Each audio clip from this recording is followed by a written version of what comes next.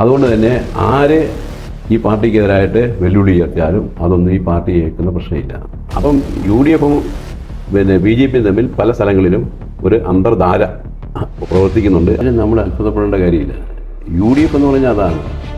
UDFും സ്ത്രീകളോടുള്ള സമീപനതാണ്. അതിൻ്റെ ജന്മം മുതലേ അങ്ങനെയാണ്. ആ കിഴക്കിൻ്റെ വെനീസിലേക്ക് ആലപ്പുഴ എത്തുകയാണ്. വ്യവസായങ്ങളുടെ ഒരു ഹബ്ബായി ആലപ്പുഴ ജില്ല മാറുന്ന സാഹചര്യമായി.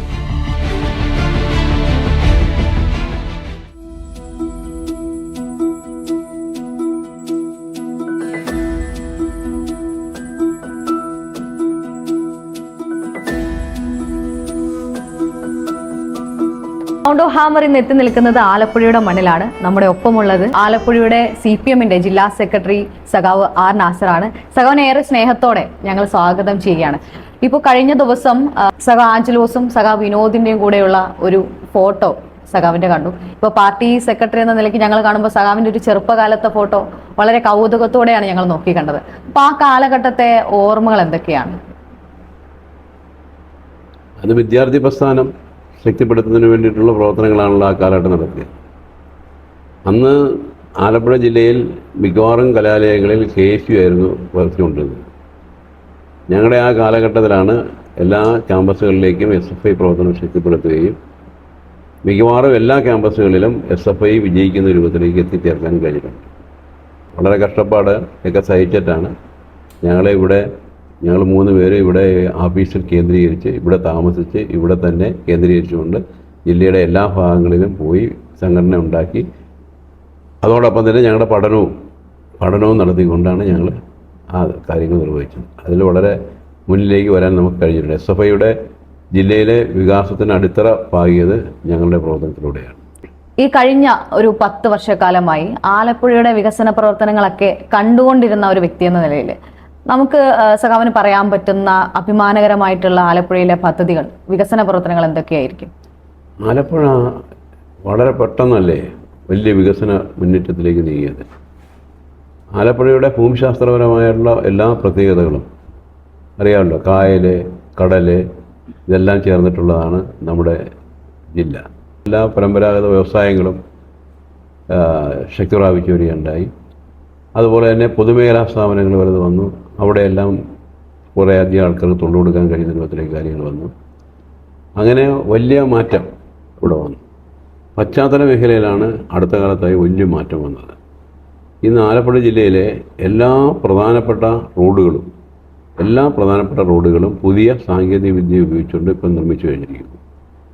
അതുപോലെ തന്നെ ആവശ്യമായ പാലം വേണ്ട സ്ഥലങ്ങളിലെല്ലാം പാലം നമുക്ക് നിർമ്മിക്കാൻ കഴിഞ്ഞു. അതിലെ ഏറ്റവും പ്രധാനപ്പെട്ട 2 പ്രവൃത്തിയാണ് പെരുമ്പളം പാലം. വേമ്പനാട് കായലിന് കുറുകയിലൂടെ നമ്മൾ നിർമ്മിച്ച പാലം. അതുപോലെ തന്നെ കളറുകോട് ചങ്ങനാശ്ശേരി പാലം, കുട്ടനാടിൻ്റെ നടുക്കൂടെ കടന്നു പോകുന്ന പാലവും റോഡുകളും. ഇങ്ങനെ ഒരുപാട് റോഡുകൾ വരികയാണ്. ആലപ്പുഴ പട്ടണത്തിലാണെങ്കിൽ ഇപ്പോൾ നല്ല രൂപത്തിലുള്ള വികസനം നടക്കുകയാണ്. ആലപ്പുഴ പട്ടണത്തിലെ ഗതാഗത കുരുക്കെല്ലാം മാറ്റി ആലപ്പുഴ പട്ടണം മനോഹരമായ യുവത്തിൽ യാത്ര ചെയ്യാൻ കഴിയുന്ന രൂപത്തിലേക്കുള്ള നല്ല സൗകര്യങ്ങൾ നമ്മൾ ഒരുക്കിക്കൊണ്ടാണ്. അപ്പോൾ ഈ കിഴക്കിൻ്റെ വെനീസ് എന്നൊക്കെയാണല്ലോ ആലപ്പുഴ നേരത്തെ വിരിഞ്ഞത്. ആ കിഴക്കിൻ്റെ വെനീസിലേക്ക് ആലപ്പുഴ എത്തുകയാണ്. ആലപ്പുഴ പട്ടണം മാത്രമല്ല, ആലപ്പുഴ ജില്ലയാകെ മാറുകയാണ്. വ്യവസായപരമായിട്ടുള്ള മുന്നേറ്റം, കാർഷിക മേഖലയിലുള്ള മുന്നേറ്റം, അതോടൊപ്പം തന്നെ പശ്ചാത്തല മേഖലയിൽ വന്നിട്ടുള്ള മുന്നേറ്റം, പ്രകൃതി മനോഹരമായ ഈ നാട്, ആ നാടിനെ ലോകം മുഴുവൻ ആഗ്രഹിക്കുന്ന കാണാൻ വേണ്ടിയിട്ടുള്ള ആൾക്കാരിവിടെ വന്നുകൊണ്ടിരിക്കുകയാണ്. ലോകത്തിൻ്റെ പല ഭാഗങ്ങളിൽ നിന്ന് ടൂറിസം ഭയങ്കരമായ രൂപത്തിൽ കുതിച്ചുയർന്നിട്ടുണ്ട്. നമ്മുടെ ഈ കായൽ തീരവും അതുപോലെ തന്നെ കടൽ തീരവും എല്ലാം ഇന്നും ഹോം സ്റ്റേകൾ കൊണ്ടും സ്റ്റാർ ഹോട്ടലുകൾ കൊണ്ടും എല്ലാം നിറഞ്ഞു കഴിഞ്ഞിരിക്കുകയാണ്. അവിടെയെല്ലാം വിദേശത്തു നിന്നുള്ള ആൾക്കാർ വന്ന് താമസിച്ച് കടലിൽ ഇറങ്ങി അവർ ആസ്വദിക്കുന്നു. കായലിൽ ഹൗസ് ബോട്ടിലൂടെ യാത്ര ചെയ്ത് പ്രകൃതിരമണീയമായ നാട് കാണുന്നു. ഇങ്ങനെ ടൂറിസ്റ്റുകളുടെ വലിയ രൂപത്തിലേക്കുള്ള ഒരു പ്രവാഹം തന്നെ ഇപ്പോൾ ആലപ്പുഴയിലേക്ക് വന്നുകൊണ്ടിരിക്കുകയാണ്. ഈ രൂപത്തിലേക്കുള്ള ഒരു കുതിച്ചുചാട്ടം ആലപ്പുഴ ജില്ലയിൽ വന്നിട്ടുണ്ട്. ഇനിയിപ്പോൾ കടൽപ്പാലവും കൂടെ പുനർനിർമ്മിക്കാൻ പോകണം. കടൽപ്പാലം കൂടെ വന്നു കഴിഞ്ഞാൽ അത് വലിയ രൂപത്തിലേക്ക് ഉയരും. അപ്പം നാളെയുടെ വലിയ കാഴ്ചപ്പാടുള്ള ഒരു ഗവൺമെൻറ്റാണ് നമ്മുടെ ഇടതുപക്ഷ ഗവൺമെൻറ്. നമുക്കറിയാം, ആ ഒരു കാഴ്ചപ്പാടായിരിക്കും സഖാവ് ഇപ്പോൾ പറഞ്ഞ പോലെ നമ്മുടെ ആലപ്പുഴ ഇത്രയേറെ മാറ്റിയത്. അപ്പം ഈ കഴിഞ്ഞ മന്ത്രിസഭാ യോഗത്തിൽ, അവസാന മന്ത്രിസഭാ യോഗത്തിൽ പോലും ജനകീയമായിട്ടുള്ള തീരുമാനങ്ങളാണ് ഗവൺമെന്റ് എടുത്തുപോയത്. അപ്പോൾ ആ ഒരു കാഴ്ചപ്പാടിൽ തന്നെ നിന്നുകൊണ്ട് ഇനി ഒരു തുടർഭരണം കിട്ടിയാൽ ആലപ്പുഴയിൽ എന്തെങ്കിലും പുതിയതായിട്ടുള്ള സംരംഭങ്ങളോ പദ്ധതികളോ ചെയ്യാൻ ഉദ്ദേശിക്കുന്നുണ്ടോ? അല്ല, ഇപ്പോൾ ഇടതുപക്ഷ ജനാധിപത്യ മുന്നണി ഗവൺമെൻറ് 10 വർഷത്തെ ഭരണത്തിന് കീഴിൽ ഈ ആലപ്പുഴയിൽ ഉണ്ടായിട്ടുള്ള വികസനങ്ങൾ, ആ വികസനം മുന്നോട്ട് കൊണ്ടുപോകുക എന്നുള്ളതാണ് ഏറ്റവും പ്രധാനപ്പെട്ട. ആ വികസനം മുന്നോട്ട് പോകണം. പിന്നെ നമ്മളിപ്പോൾ ഇവിടെ ഒരുപാട് സംരംഭങ്ങൾ ആരംഭിച്ചിട്ടുണ്ട്. നമ്മളിപ്പം ചേർത്തല കയർ പാർക്കിൽ, അതുപോലെ പള്ളിപ്പുറത്തെ പാർക്കിൽ, പിന്നെ ജില്ലയുടെ വിവിധ ഭാഗങ്ങളിൽ ഇതുപോലുള്ള സ്ഥലങ്ങളിൽ ഭൂമി കണ്ടെത്തി പുതിയ പുതിയ വ്യവസായ സംരംഭങ്ങൾ, ആയിരക്കണക്കിന് കോടി രൂപ നിക്ഷേപിച്ചുകൊണ്ടുള്ള വലിയ വ്യവസായ സംരംഭങ്ങൾ ഇപ്പോൾ ആരംഭിച്ച് തുടങ്ങിയിട്ടുണ്ട്. അത് എത്രയും പെട്ടെന്ന് ഈ ഭരണ തുടർച്ച ഉണ്ടായാൽ അതെല്ലാം പൂർത്തീകരിക്കും. അത് പൂർത്തീകരിക്കുന്നതിലൂടെ നമ്മുടെ വ്യവസായത്തിൻ്റെ ഒരു ഹബ്ബ്, വ്യവസായങ്ങളുടെ ഒരു ഹബ്ബായി ആലപ്പുഴ ജില്ല മാറുന്ന സാഹചര്യം വരും. ആ രൂപത്തിലേക്ക്, വലിയ രൂപത്തിലേക്ക് ഒരു മുന്നേറ്റം വ്യവസായിക രംഗത്ത് ഇപ്പം നടന്നുകൊണ്ടിരിക്കുകയാണ്. അത് നമുക്ക് പൂർണ്ണതയിലേക്ക് കൊണ്ടുവരാൻ കഴിയും. ഞാൻ ഈ പറഞ്ഞ ടൂറിസം കുറേയും കൂടെ മെച്ചപ്പെട്ട രൂപത്തിലേക്ക്, ഏറ്റവും ആധുനിക കാലഘട്ടത്തിലെ ടൂറിസം ഉണ്ടല്ലോ, ആ ടൂറിസത്തിലേക്ക് നമ്മുടെ ആലപ്പുഴയിലെ ടൂറിസം പൂർണ്ണമായും എത്തിച്ചേർന്നു കഴിഞ്ഞാൽ ലോകത്തിൻ്റെ എല്ലാ ഭാഗങ്ങളിൽ നിന്നുള്ള ടൂറിസ്റ്റുകൾ ഇങ്ങോട്ട് ആകർഷിക്കപ്പെടും. ഇത്രയും സമാധാനപരമായി ഇവിടെ കഴിഞ്ഞുകൂടാനും അതുപോലെ ഈ പ്രകൃതി രമണീയമായ ഈ നാടെല്ലാം കണ്ട് ആസ്വദിക്കാനും പറ്റിയ വിശ്വസ്തയോടുകൂടി ഇവിടെ വന്ന് കയറ്റ വേറൊരു സ്ഥലം ഇന്ന് നമ്മുടെ ഇന്ത്യയിലില്ല. അപ്പോൾ ആ രൂപത്തിൽ എന്തുകൊണ്ടും മെച്ചപ്പെട്ട ഒരു ടൂറിസ്റ്റ് പോയിൻ്റായി നമ്മുടെ ഇത് ഉദിച്ച് ഉയരുകയാണ്. അത് ആലപ്പുഴയുടെ മുന്നോട്ടുള്ള പോക്കിന് വളരെ വളരെ സഹായിക്കും. ഒരു നാട് വികസിക്കുന്ന ആ നാട്ടിലെ സാധാരണക്കാരായ ജനങ്ങളുടെ ജീവിത നിലവാരത്തിൽ ഉണ്ടാകുന്ന മാറ്റമാണ്. അതാണ് ഒരു പുരോഗതിയിലേക്ക്, യഥാർത്ഥത്തിൽ പുരോഗതി പറയുന്നത്. കഴിഞ്ഞ 10 വർഷക്കാലമായിട്ട് ആലപ്പുഴ ജില്ലയിലെ എല്ലാ വിഭാഗം ജനങ്ങളുടെയും ജീവിതത്തിൽ വലിയ മാറ്റം ഉണ്ടാകാൻ കഴിഞ്ഞിട്ടുണ്ട്. ആലപ്പുഴ ജില്ല പണ്ട് പാവപ്പെട്ടവരുടെയും കഷ്ടപ്പെടുന്നവരുടെയും ദുരിതമനുഭവിക്കുന്നവരുടെയും ഒക്കെ ജില്ലയായിരുന്നു. അവരെല്ലാം തൊഴിലാളി വർഗ പ്രസ്ഥാനത്തിൻ്റെ ഭാഗമായി പ്രവർത്തിച്ചിട്ടുള്ളവരുമാണ്. അങ്ങനെയുള്ള കുടുംബങ്ങൾ, ആ പഴയ കുടുംബങ്ങളെല്ലാം ഇന്ന് മാറി ഇന്ന് അവരെല്ലാം ഒരു ഇടത്തരം കുടുംബം ആയി രൂപപ്പെട്ടു വന്നിട്ടുണ്ട്. അങ്ങനെ ഒരു വികാസം വന്നിട്ടുണ്ട്. എല്ലാവർക്കും വിദ്യാഭ്യാസം ലഭിച്ചിട്ടുണ്ട്. എല്ലാവർക്കും നല്ല ആരോഗ്യമാണ്. എല്ലാവർക്കും വീടുണ്ട്. എല്ലാവർക്കും സ്ഥലമുണ്ട്. ഇങ്ങനെ ഒരു സാഹചര്യം ഇതിനു മുമ്പ് ഉണ്ടായിട്ടുണ്ട്. ഇതിൽ നിന്നുള്ള മുന്നോട്ടുള്ളൊരു പോക്ക് വികസനമാണ്. ആധുനിക കാലഘട്ടത്തിലെ ഏറ്റവും പരിഷ്കൃതമായ വികസിതമായ ഒരു രാജ്യത്തെ ജനങ്ങൾ ജീവിക്കുന്ന പോലെ ഈ കേരളത്തിലെ ജനങ്ങൾക്ക് ജീവിക്കാൻ കഴിയുന്ന സാഹചര്യം പൂർണ്ണമായും ഒരുക്കുക എന്നുള്ളതാണ് ഇനിയുള്ള നാളുകളിൽ ഗവൺമെൻറ് ചെയ്യേണ്ടത്. അത് ചെയ്യാൻ വേണ്ടി ഇടതുപക്ഷ ജനാധിപത്യമുള്ള ഗവൺമെൻറ്റിനെ വീണ്ടും അധികാരത്തിൽ കൊണ്ടുവരണം. എനിക്ക് അടുത്തതായി ചോദിക്കാനുള്ളത് ആലപ്പുഴയിലെ പാർട്ടിയെക്കുറിച്ചാണ്. കഴിഞ്ഞ ദിവസം പിണറായി സഖാവിൻ്റെ വാക്കുകൾ ആലപ്പുഴയെ പറ്റി പറഞ്ഞത് ഒരുപക്ഷെ ആലപ്പുഴയുടെ പാർട്ടിയെ സ്നേഹിക്കുന്ന ഏതൊരാൾക്കും വളരെ സന്തോഷം തോന്നുന്ന വാക്കുകളാണ്. കാരണം അദ്ദേഹത്തിൻ്റെ വാക്കുകൾ ഇങ്ങനെയായിരുന്നു: ആലപ്പുഴയുടെ പാർട്ടി വീറുള്ള പാർട്ടിയാണ്, സൽപാരമ്പര്യമുള്ള പാർട്ടിയാണ്, ചോര തിളക്കുന്ന പാരമ്പര്യമുള്ള പാർട്ടിയാണ്. അപ്പം അങ്ങനെ ഒരു പാർട്ടി നിലവിലെ സാഹചര്യത്തിൽ യാതൊരു വ്യതിയാനത്തിനും ഒപ്പം നിൽക്കാത്ത നിലപാടാണ് സ്വീകരിച്ചിട്ടുള്ളത്. അപ്പം അതിനോടുള്ള കാഴ്ചപ്പാട് എന്താണ്? ആലപ്പുഴയിലെ പാർട്ടി തൊഴിലാളി വർഗം സംഘടിച്ച് ശക്തമായി അവരുടെ അവകാശങ്ങൾക്ക് വേണ്ടിയുള്ള പോരാട്ടങ്ങൾ നടത്തുകയും ഇന്ത്യയുടെ സ്വാതന്ത്ര്യത്തിന് വേണ്ടിയുള്ള ഉജ്ജ്വലമായ പോരാട്ടത്തിൽ ഈ തൊഴിലാളി വർഗം അണിനിരക്കുകയും ചെയ്ത ഐതിഹാസികമായ പുന്നപ്പുറ വയലാറിൻ്റെ പാരമ്പര്യമാണ് ഈ മണ്ണിലുള്ളത്. അതുകൊണ്ട് തന്നെ അടിസ്ഥാന കമ്മ്യൂണിസ്റ്റ് ആശയങ്ങൾ, ആ ആശയങ്ങളിൽ നിന്നൊട്ടും വ്യതിചലിക്കാതെ തൊഴിലാളി വർഗ പ്രസ്ഥാനം എന്ന രൂപത്തിലേക്ക് communist party of India Marxist ഇവിടുത്തെ ജനങ്ങളെ അണിനിരത്തി മുന്നോട്ട് പോവുകയാണ് ചെയ്തിട്ടുള്ളത്. അങ്ങനെയാണ് പോന്നിട്ടുള്ളത്. അപ്പോൾ ആ പാർട്ടിക്ക് അങ്ങനെ ഒരു പാരമ്പര്യമാണുള്ളത്. അപ്പം മാർക്സിസ്റ്റ് ലെനിനിസ്റ്റ് കാഴ്ചപ്പാടിൽ നിന്നുകൊണ്ട് തന്നെ പ്രവർത്തിക്കുന്ന ഒരു തൊഴിലാളി വർഗ പാർട്ടി എന്ന രൂപത്തിൽ ഏതെങ്കിലും ഒരു കാലഘട്ടത്തിൽ കമ്മ്യൂണിസ്റ്റ് പാർട്ടിക്കകത്ത് ഏതെങ്കിലും രൂപത്തിലുള്ള വ്യതിയാനം, ആശയപരമായ വ്യതിയാനമോ അല്ലെങ്കിൽ വ്യക്തിപരമായ ചില വ്യക്തികൾക്കുണ്ടാകുന്ന വ്യതിയാനങ്ങളോ, ഇതെല്ലാം ശരിയായ രൂപത്തിൽ മനസ്സിലാക്കാനും അതിനെതിരായിട്ട് ശക്തമായ നിലപാട് സ്വീകരിക്കുന്ന ഒരു പ്രസ്ഥാനമാണ്. ഒരു വ്യതിയാനത്തിൻ്റെ കൂടൊപ്പം ഈ പാർട്ടി പോയിട്ടില്ല. എന്ന് മാത്രമല്ല, ഈ വ്യതിയാനമുണ്ടായ അവസരവാദപരമായ സമീപനം സ്വീകരിച്ചിട്ടുള്ള ആൾക്കാരെ നമ്മൾ പാർട്ടിയിൽ നിന്ന് ഒഴിവാക്കുകയും കാലാകാലങ്ങളിൽ പാർട്ടിയിലെ ആശയപരമായ ദൃഢത നിലനിർത്തിക്കൊണ്ടുപോകുന്ന ഒരു പാർട്ടിയാണ് ആലപ്പുഴയിലെ പാർട്ടി. അതുകൊണ്ട് തന്നെ ആര് ഈ പാർട്ടിക്കെതിരായിട്ട് വെല്ലുവിളി ഉയർത്തിയാലും അതൊന്നും ഈ പാർട്ടി ഏൽക്കുന്ന പ്രശ്നമില്ല. ജി സുധാകരൻ ഉയർത്തിയിട്ടുള്ള വെല്ലുവിളി ഒരിക്കലും അദ്ദേഹത്തെ പോലുള്ള ഒരാളിൽ നിന്ന് നമ്മൾ പ്രതീക്ഷിക്കാത്തതാണത്. അത് നിർണായകമായ ഒരു തെരഞ്ഞെടുപ്പ് പോരാട്ടം നടക്കുന്ന സമയത്ത് അദ്ദേഹത്തിൽ രൂപപ്പെട്ടു വന്ന പാർലമെൻ്ററി വ്യാമോഹവും അവസരവാദപരമായ സമീപനവും അദ്ദേഹത്തെ കമ്മ്യൂണിസ്റ്റ് പാർട്ടി ഓഫ് ഇന്ത്യ മാർച്ചിനെതിരായിട്ട് അല്ലെങ്കിൽ ഇടതുപക്ഷ ജനാധിപത്യ മുന്നണിക്കെതിരായിട്ട് UDFൻ്റെ പാളയത്തിൽ പോയി UDFൻ്റെ പിന്തുണയോടുകൂടി മത്സരിക്കാൻ വേണ്ടിയിട്ടുള്ള ഒരു സമീപനം അത് സ്വീകരിച്ചു. അതാണ് തികച്ച റിവിഷനിസമാണ്. ഈ 80ാമത്തെ വയസ്സിൽ ഇത്രയും നാൾ കമ്മ്യൂണിസ്റ്റ് പാർട്ടിയുടെ ഭാഗമായി നിന്ന് പ്രവർത്തിച്ച ആ സഖാവ് ഈ 80ാമത്തെ വയസ്സിൽ അദ്ദേഹത്തിൽ കടന്നുകൂടിയിട്ടുള്ള അവസരപരമായ സമീപനം. അതിനാണ് ആ സമീപനമാണ് അദ്ദേഹം എവിടെത്തി? അദ്ദേഹം നേരെ ശത്രുപാളയത്തിലെത്തി. ഇതുവരെ അദ്ദേഹം ശത്രുപക്ഷത്ത് നിർത്തിയിരുന്ന ആൾക്കാരെ അവരോടൊപ്പം ചേർന്ന് കമ്മ്യൂണിസ്റ്റ് പ്രസ്ഥാനത്തെ എതിർക്കാൻ വേണ്ടിയിട്ടുള്ള പരിശ്രമത്തിൽ വരികയാണ്. അതിനുവേണ്ടി അദ്ദേഹം ഏതറ്റം വരെ പോകാമോ ആ അറ്റം വരെ പോയിരിക്കുകയാണ്. ഒരു കമ്മ്യൂണിസ്റ്റുകാരന് ഉണ്ടാകാവുന്ന എല്ലാവിധ വ്യതിയാനങ്ങളും പ്രകടമായി നാം കാണുന്നത് അദ്ദേഹത്തിലൂടെയാണ്. എല്ലാ വ്യതിയാനങ്ങളും ഉണ്ട്, സകല വ്യതിയാനങ്ങളും വന്നിട്ടുണ്ട്. അതിൻ്റെ ആകത്തുകയാണ് അദ്ദേഹം ഈ BJPയുടെ പിന്തുണയും കോൺഗ്രസിൻ്റെ പിന്തുണയും ഒക്കെ തേടിക്കൊണ്ട് തെരഞ്ഞെടുപ്പിൽ മത്സരിക്കാനും അതേപോലെ ഇടതുപക്ഷ ജനാധിപത്യ മുന്നണിയെ പരാജയപ്പെടുത്താനും മറ്റുള്ള പ്രവർത്തനങ്ങളൊക്കെ നീക്കിക്കൊണ്ടിരിക്കുന്നത്.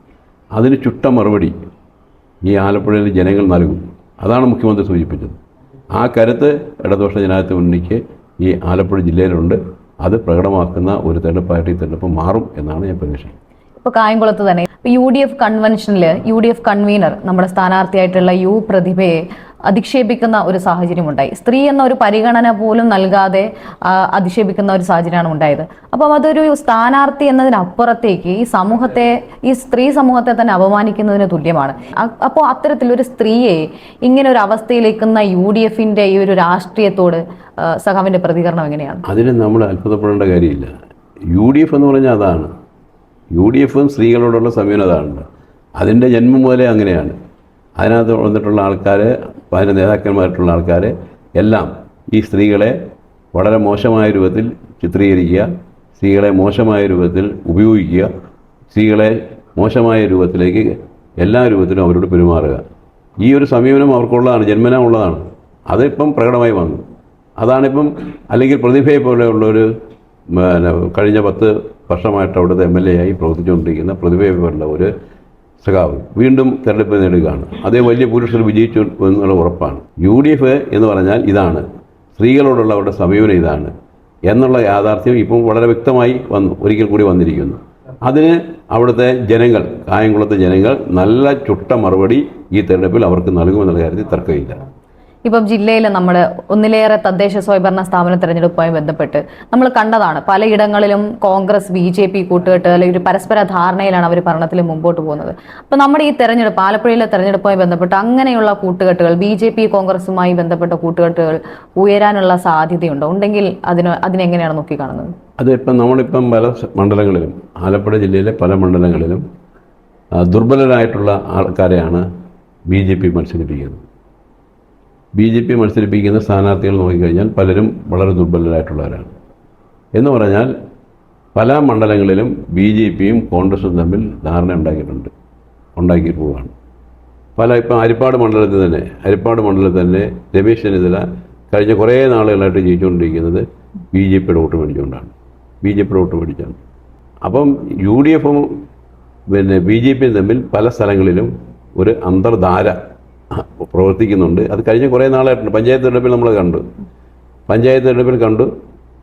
ഇത് ഇപ്പോൾ ഈ നിയമസഭാ തെരഞ്ഞെടുപ്പിലും അത് ചില മണ്ഡലങ്ങളിൽ അവർ ആ ഒരു ധാരണ ഉണ്ടാക്കിയതായിട്ടാണ് നമ്മൾ മനസ്സിലാക്കുന്നത്. അതൊക്കെ ജനങ്ങൾ തിരിച്ചറിയുന്നുണ്ട്.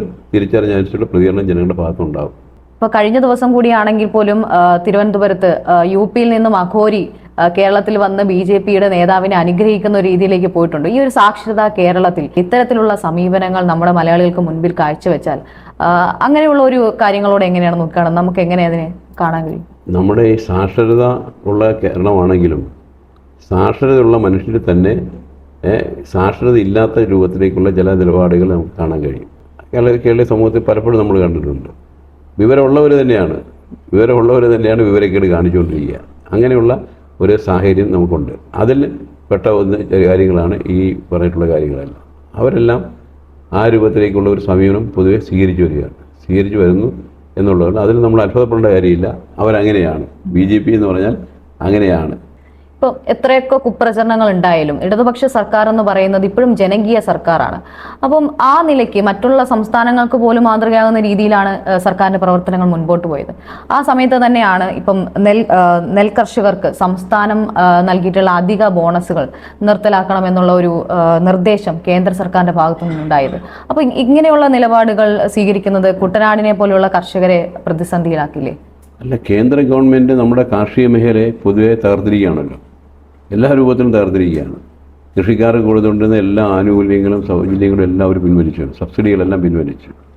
അതിൻ്റെ ഭാഗമായിട്ട് തന്നെയാണ് ഈ കുട്ടനാടൻ നെൽകൃഷിക്കാർ കടം കൊടുത്തുകൊണ്ടിരുന്ന സബ്സിഡികളും മറ്റു കാര്യങ്ങളും കൊടുക്കുന്നില്ല എന്നവർ തീരുമാനിച്ചിരിക്കുന്നത്. അത് അവരുടെ വർഗപരമായ കാഴ്ചപ്പാട് അത് തന്നെയാണ്. അത് തന്നെയാണ് അവർ ചെയ്തുകൊണ്ടിരിക്കുന്നത്. പക്ഷേ അവരങ്ങനെ ചെയ്യുമ്പോഴും ഇടതുപക്ഷ ജനാധിപത്യ മുന്നണി സർക്കാർ അതിന് ബദൽ നയം നടപ്പിലാക്കുന്ന ഈ സർക്കാർ അവരെ സംരക്ഷിക്കാൻ വേണ്ട സമീപനം സ്വീകരിക്കുന്നു. നെല്ലിൻ്റെ ഉദാഹരണം നെല്ല് തന്നെയാണെങ്കിൽ നെല്ലിൻ്റെ വില, സംഭരണ വില വർദ്ധിപ്പിച്ച് അത് കൃത്യമായി ഇപ്പോൾ എടുക്കുന്നുണ്ട്. ചില മില്ലുടമകൾ ഉണ്ടാക്കുന്ന ചില പ്രശ്നങ്ങളേ ഉള്ളൂ. ആ മില്ലുടമകൾ ഉണ്ടാക്കിയ പ്രശ്നങ്ങളും പരിഹരിച്ച് ഇപ്പോൾ നെല്ല് മുഴുവൻ നമ്മളിപ്പോൾ സംഭരിച്ചുകൊണ്ടിരിക്കുകയാണ്. അതിൻ്റെ ഭാഗമായി തന്നെ ഒരു കർഷകനും പ്രയാസമോ ബുദ്ധിമുട്ടുണ്ടാകാതെ, ഒരു കർഷകൻ പോലും ആത്മഹത്യ ചെയ്യാതെ ഈ കേരളത്തിൽ അവരെ സംരക്ഷിച്ച് നിലനിർത്തുന്നുണ്ട്. നമുക്കറിയാം, ആലപ്പുഴയുടെ ഒരു ഘടന വെച്ച് സഖാവ് നേരത്തെ പറഞ്ഞ പോലെ തീരപ്രദേശമാണ്, ഒരറ്റം മുതൽ അങ്ങേയറ്റം വരെ തീരപ്രദേശമാണ്. അപ്പോൾ തീരദേശ ജനതയ്ക്ക് വേണ്ടിയിട്ട് നിലവിൽ രൂപീകരിച്ചിട്ടുള്ള പദ്ധതികൾ എന്തൊക്കെയാണ്? തീരദേശത്ത് ഇതിനു മുമ്പ് ഉണ്ടാകാത്ത രൂപത്തിലേക്കുള്ള മുന്നേറ്റമാണ് കാണുന്നത്. അതിലേറ്റവും വലിയ കടൽ ഭിത്തി എന്നുള്ളതാണ്. അത് ആധുനിക സാങ്കേതിക വിദ്യ ഉപയോഗിച്ചുകൊണ്ടുള്ള ഭിത്തികൾ നമ്മളിപ്പോൾ നിർമ്മിച്ചു കഴിഞ്ഞു. മിക്കവാറും എല്ലാ സ്ഥലങ്ങളിലും ആയിട്ടുണ്ട്. അതുപോലെ ചില സ്ഥലങ്ങൾ ഒഴിച്ചാൽ ആലപ്പുഴ ജില്ലയുടെ തീരപ്രദേശത്തെല്ലാം ഇത് വന്നിട്ടുണ്ട്. നമ്മുടെ തീരപ്രദേശത്ത് ഹാർബറുകൾ മത്സ്യത്തൊഴിലാളികൾക്ക് മത്സ്യബന്ധനത്തിന് പോകുന്നതിനൊക്കെ സഹായകരമായ രൂപത്തിലേക്കുള്ള ഹാർബർ, അത് ചെത്തിയിൽ വന്നു, അർത്തിങ്കൽ വന്നു, തോട്ടപ്പള്ളിയിൽ വന്നു. ഇങ്ങനെ 2-3 സ്ഥലങ്ങളിൽ പുതിയ ഹാർബറുകൾ നമ്മൾ നിർമ്മിക്കുന്നുണ്ട്. പുലിമുട്ടൊക്കെ ഇട്ട് ഗംഭീരമായിട്ടുള്ള ഹാർബർ നിർമ്മിച്ചിരിക്കുകയാണ്. അപ്പോൾ മത്സ്യബന്ധനത്തിന് പോകുന്ന തൊഴിലാളികൾക്ക് അത് വളരെ പ്രയോജനമാണ്. തീരപ്രദേശത്തുള്ള മത്സ്യത്തൊഴിലാളികൾക്ക് പുനരധിവാസം എന്ന രൂപത്തിലാണ് നമ്മൾ പുനർഗേഹം പദ്ധതി നടപ്പിലാക്കി. ആ പുനർഗേഹം പദ്ധതി നല്ല രൂപത്തിൽ നടക്കുന്നുണ്ട്. മത്സ്യത്തൊഴിലാളികൾ ഉണ്ടാക്കുന്ന ഉൽപ്പാദിപ്പിക്കുന്ന മത്സ്യത്തിന് ന്യായമായ വില ലഭിക്കാനും അതിൽ നിന്നുള്ള വരുമാനം തൊഴിലാളികൾക്ക് തന്നെ ലഭിക്കാനും കഴിയുന്ന രൂപത്തിലേക്കുള്ള സംവിധാനങ്ങൾ നമ്മൾ തീരപ്രദേശത്ത് മുഴുവൻ നമ്മുടെ മത്സ്യഫെഡും എല്ലാം ചേർന്നിട്ട് നടത്തിയിട്ടുണ്ട്. അങ്ങനെ തീരപ്രദേശത്തെ ജനങ്ങൾ അഭിമുഖീകരിക്കുന്ന എല്ലാ പ്രശ്നങ്ങളും, അവരുടെ ഭവന പദ്ധതിയായാലും അവരുടെ തൊഴിലുമായി ബന്ധപ്പെട്ട കാര്യങ്ങളായാലും ഇതിലെല്ലാം ഗവൺമെൻറ് വലിയ രൂപത്തിൽ ഇടപെട്ടിട്ടുണ്ട്. തീരത്ത് ഇതേപോലെ ഉണർവുണ്ടായ ഒരു കാലഘട്ടം മുമ്പൊരിക്കലും ഉണ്ടായിട്ടില്ല. ഇപ്പം ആലപ്പുഴയിലെ LDFന്റെ സ്ഥാനാർത്ഥികൾ അവരുടെ മണ്ഡലത്തിൽ വലിയ ജനകീയരാണ്, വിജയ സാധ്യതയുള്ള സ്ഥാനാർത്ഥികൾ തന്നെയാണ്. അപ്പം നമുക്കറിയാം, നോമിനേഷൻ പ്രഖ്യാപിച്ച അടുത്ത മണിക്കൂറിൽ തന്നെ സ്ഥാനാർത്ഥി പട്ടിക പ്രഖ്യാപിക്കുന്നു. ലക്ഷക്കണക്കിന് സഖാക്കൾ റോഡ് ഷോയിൽ പങ്കെടുക്കുന്നു. അത്തരത്തിലൊരു സാഹചര്യം കേരളം അത്ഭുതത്തോടെയാണ് നോക്കിക്കണ്ടത്. മറ്റൊരു വശത്ത് സ്ഥാനാർത്ഥികളെ പ്രഖ്യാപിക്കാൻ കഴിയാതെ പോകുന്ന ഒരു പ്രസ്ഥാനമാണ് അടുത്ത സൈഡിലുള്ളത്. അപ്പം ആ നിലയ്ക്ക് നമുക്കിതെല്ലാം കാണുമ്പോൾ ഇടതുപക്ഷത്തെ പോലെ നിലപാട് സ്വീകരിക്കുന്ന ഒരു പ്രസ്ഥാനം, ഇടതുപക്ഷത്തെ പോലെ അച്ചടക്കമുള്ള ഒരു പ്രസ്ഥാനം, അങ്ങനെ മറ്റൊരു പ്രസ്ഥാനത്തിനും ആകാൻ കഴിയാത്ത സാഹചര്യമാണുള്ളത്. അപ്പം ഇതെങ്ങനെയാണ് നമ്മുടെ നാട്ടിലെ ജനങ്ങളിൽ നിന്നുള്ള ആത്മവിശ്വാസമായിരിക്കും പാർട്ടിയെ ഈ ഒരു നിലയിലേക്ക് വളർത്തിയത് എന്നാണോ? തീർച്ചയായും നമ്മൾ LDF എന്ന രൂപത്തിലേക്ക് നമ്മൾ വളരെ ഒറ്റക്കെട്ടായി ആണ് ഇവിടെ പ്രവർത്തിച്ചുകൊണ്ടിരിക്കുന്നത്. LDFിലെ ഘടകകക്ഷികളായിട്ടുള്ള ഒരാളിലോ ഒരുവിധ അഭിപ്രായ വ്യത്യാസങ്ങളോ തർക്കങ്ങളില്ല. പ്രത്യേകിച്ച് ആലപ്പുഴ ജില്ലയിൽ ഞങ്ങൾ നേരത്തെ തന്നെ തീരുമാനിച്ചു, കഴിഞ്ഞ പ്രാവശ്യം തെരഞ്ഞെടുപ്പിൽ മത്സരിച്ച എല്ലാവരും ഈ തെരഞ്ഞെടുപ്പിൽ വീണ്ടും ഒരിക്കൽ കൂടി മത്സരിക്കുക എന്ന് പറഞ്ഞാൽ, കഴിഞ്ഞ 10 വർഷക്കാലമായി ഇടതുപക്ഷ ജനാധിപത്യ മുന്നണി ഗവൺമെൻറ് ചെയ്ത വികസന ക്ഷേമ പ്രവർത്തനങ്ങൾ വളരെ വിജയകരമായ രൂപത്തിലേക്ക് ആലപ്പുഴ ജില്ലയിലെ 8 നിയോജകമണ്ഡലങ്ങളിലും വിജയിച്ച 8 നിയോജകമണ്ഡലങ്ങളും നടപ്പിലാക്കിയിട്ടുണ്ട്. അത് കോടിക്കണക്കിന് രൂപയുടെ വികസനമാണ്. ആ വികസനത്തിൻ്റെ ഫലമായി ആ നാടാകെ മുന്നേറുക എന്ന സാഹചര്യത്തിലേക്ക് എത്തിയിട്ടുണ്ട്. അതിന് നേതൃത്വം കൊടുത്ത ആൾക്കാരായതുകൊണ്ട് അവിടെ വേറെ ഒരു ചിന്തയുമില്ല. ആ നേതൃത്വം കൊടുത്ത ആൾക്കാർ ജനങ്ങളോടൊപ്പം നിന്ന് ജനങ്ങൾക്ക് വേണ്ടി പ്രവർത്തിച്ച ജനകീയരായിട്ടുള്ള ഈ സ്ഥാനാർത്ഥികൾ തന്നെ, MLA തന്നെ വീണ്ടും മത്സരിക്കാൻ തീരുമാനിച്ചു. അതുകൊണ്ട് ഞങ്ങൾക്ക് വേറെ ഒരു തർക്കവും വന്നില്ല. കാലാകൂട്ടി തന്നെ എല്ലാ മണ്ഡലങ്ങളിലേക്കും സ്ഥാനാർത്ഥികളെയൊക്കെ തീരുമാനിക്കാൻ കഴിഞ്ഞു. ആ സ്ഥാനാർത്ഥികളുടെ തെരഞ്ഞെടുപ്പുമായി ബന്ധപ്പെട്ട പ്രവർത്തനങ്ങൾ നടത്താൻ വേണ്ടിയിട്ടുള്ള നിർദ്ദേശം ഞങ്ങൾ നേരത്തെ കൊടുത്തു. അതനുസരിച്ച് കാലയെക്കൂട്ടി തന്നെ അവരെല്ലാം തന്നെ തെരഞ്ഞെടുപ്പിനെ മുന്നിൽ കണ്ടുള്ള പ്രവർത്തനങ്ങൾ ആരംഭിച്ചു. അതുകൊണ്ട് തന്നെ ഇലക്ഷൻ ഡിക്ലെയർ ചെയ്ത അതേ മണിക്കൂറിൽ തന്നെ സ്ഥാനാർത്ഥികളെ പ്രഖ്യാപിക്കാൻ കഴിഞ്ഞു. ഒരു അഭിപ്രായ വ്യത്യാസം ഒരു ഇതുമില്ല നടന്നു. എന്നാൽ UDF അങ്ങനെ ആയിരുന്നില്ല. UDF എന്തായാലും ഉടനെ പ്രഖ്യാപിക്കും, ഇലക്ഷൻ വേണ്ട നിങ്ങളെ കാത്തിരിക്കുക എന്ന് പറഞ്ഞ് പ്രഖ്യാപിക്കുമെന്ന് പറഞ്ഞിട്ട് ഒരു 3-4 ദിവസക്കാലം ഇലക്ഷൻ പ്രഖ്യാപിച്ചതിന് ശേഷം അവർ തമ്മിലടിയും ബഹളവും എല്ലാം നിൽക്കുകയാണ്. ഇപ്പോൾ പല മണ്ഡലത്തിലും റിബലുകൾ മത്സരിച്ചുകൊണ്ടിരിക്കുകയല്ലേ. കോൺഗ്രസ്സുകാർ ഇപ്പോൾ അമ്പലപ്പുഴ മണ്ഡലത്തിൽ കോൺഗ്രസിനോട് പിന്നെ സുധാകരന് പിന്തുണ കൊടുത്തതിൽ പ്രതിഷേധിച്ചുകൊണ്ട് അവിടെ ഒരു DCC സെക്രട്ടറി തന്നെ രാജിവെച്ചിട്ട് അവൻ BJPയിലാണ് പോയത്. ആ BJP പോയി ആലപ്പുഴ മണ്ഡലത്തിൽ BJP സ്ഥാനാർത്ഥിയായിട്ട് മത്സരിക്കുകയാണ്. ഇങ്ങനെ ഒരുപാട് പ്രശ്നങ്ങൾ അതിനകത്ത് വന്നു, തർക്കങ്ങൾ വന്നു. അതുപോലെ LDF അതില്ല. പ്രത്യേകിച്ച് ആലപ്പുഴ ജില്ലയിൽ അങ്ങനെ ഒരു പ്രശ്നമേ വിധിച്ചില്ല. വളരെ കൃത്യമായി കാര്യങ്ങളെല്ലാം തീരുമാനിച്ചു പോകാൻ നമുക്ക് കഴിഞ്ഞു. അത് LDFിൻ്റെ കെട്ടുറപ്പാണ്. LDF ഒരുമിച്ച് ഒറ്റക്കെട്ടായി പ്രവർത്തിക്കുന്നതുകൊണ്ടാണ് LDF ഗവൺമെൻറ്റിൻ്റെ ഈ പ്രവർത്തനങ്ങൾ LDFിലെ പ്രവർത്തകരിൽ ജനങ്ങളിൽ ഉണ്ടാക്കിയിട്ടുള്ള വലിയ ഒരു ആവേശവും പ്രവർത്തനമുണ്ട്. അതിൻ്റേതായിട്ടുള്ള യോജിപ്പും ഐക്യവുമാണ് നിലനിൽക്കുന്നത്. ഇപ്പം ജനകീയ തീരുമാനങ്ങൾ എടുത്ത് മുന്നോട്ട് പോകുന്ന ഒരു സർക്കാരാണ് ഇടതുപക്ഷ ഗവൺമെന്റ്. അപ്പോൾ ആ നിലയ്ക്ക് ഈ തെരഞ്ഞെടുപ്പിനെയും വലിയ ഭൂരിപക്ഷത്തോടു കൂടി വിജയിക്കാൻ സാധിക്കട്ടെ. ഈ തിരക്കുകൾക്കിടയിലും ഞങ്ങൾക്ക് വേണ്ടി കുറച്ച് സമയം മാറ്റിവെച്ച സഖാവിന് സൗണ്ട് ഓഫ് ഹാമറിന്റെ പേരിൽ ഒരുപാട് സ്നേഹത്തോടെ നന്ദി അറിയിക്കുകയാണ്. Thank you. കേരളത്തിലെ കമ്മ്യൂണിസ്റ്റ് പ്രസ്ഥാനത്തിന്റെ ശക്തമായ മണ്ണാണ് ആലപ്പുഴ. തൊഴിലാളി സമരങ്ങളും സാമൂഹ്യനീതിക്കായിട്ടുള്ള പോരാട്ടങ്ങളുടെയും പൈതൃകമുറങ്ങുന്ന മണ്ണാണ്. അവിടെ നിന്നും സൗണ്ട് ഓഫ് ഹാമർ തൽക്കാലം വൈൻഡപ്പ് ചെയ്യുന്നു. തുടർന്നും നിങ്ങളെ കേൾക്കാൻ, സംസാരിക്കാൻ ഞങ്ങളൊപ്പം ഉണ്ടാവും. Thank you.